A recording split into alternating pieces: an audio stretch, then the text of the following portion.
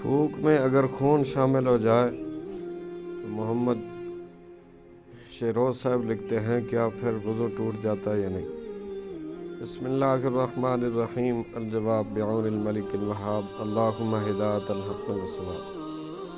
جناب منہ سے خون نکلا، اگر تھوک پر غالب ہے تو وضو ٹوٹ جائے گا ورنہ نہیں۔ غلبہ کی شناخت یہ ہے کہ اگر تھوک کا رنگ سرخ ہو جائے تو خون غالب سمجھا جائے گا اور وضو ٹوٹ جائے گا۔ یہ سرخ تھوک ناپاک بھی ہے۔ اگر تھوک زرد ہو تو خون پر تھوک غالب مانا جائے گا، لہذا نہ وضو ٹوٹے گا نہ یہ زرد تھوک ناپاک۔